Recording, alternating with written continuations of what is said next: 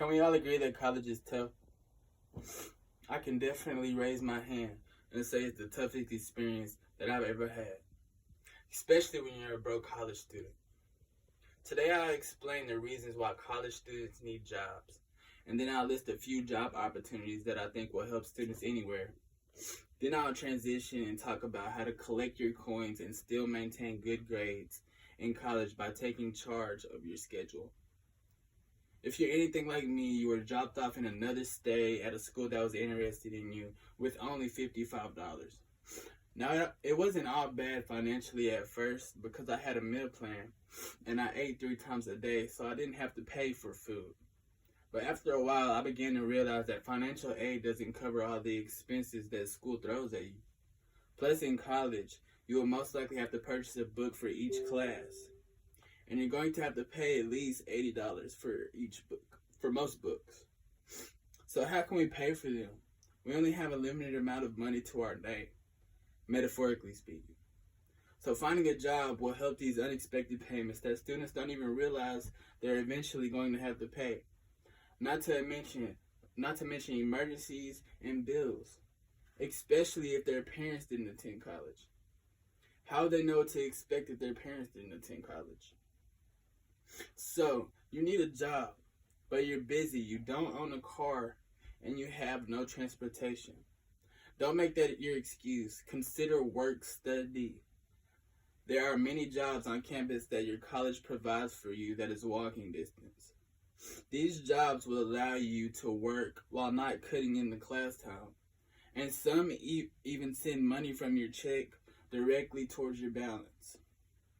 Most college campuses have a variety of jobs to choose from, such as the cafeteria, library, and mailroom attendant, and teacher's assistants, and a campus tour guide, and you can even be a social media assistant. Isn't that cool? I think it's pretty cool. If you have transportation and do not feel like on-campus jobs are for you, consider jobs that are close by so that travel time is minimal, which leaves more time for studying. And it'll save you gas.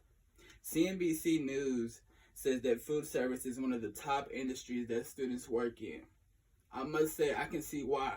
Waitressing is a good job for students. It's flexible, schedules, and quick pay are 2 things you cannot beat. Campuses are usually surrounded by fast food restaurants, another easy source of income. Now that I've told you all the opportunities a college gives a student to make money, I'm going to tell you how to balance out your schooling and working at the same time. Me personally, I had to balance out school, football, and a job. I worked in the cafeteria. Unlike the library, I didn't have much free time where I could do my schoolwork while at work. But when I did have free time, you better believe I was on my iPhone doing whatever I could. By the way, I highly recommend having an iPhone while at college. It's a very convenient tool and it'll be your best friend. Trust me. Also, never choose your job over school. If you have homework, call in. Your manager will understand.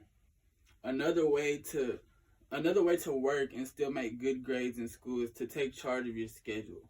Do not procrastinate. By this, I mean analyze your schedule and pick out times where you're free from practice between classes or not going to work. And make them little periods of time your study time. There are many different ways you could study in college. Working can be beneficial to the students in more ways than just money. According to the Bureau of Labor Statistics, students who work part-time tend to have a 3.13 GPA, while students who didn't had an average GPA of 3.04. In conclusion, we have the choice to decide how our college experience will go. I hope you choose the right way. I'm Kobe Ayers, and this is how to balance out work and school.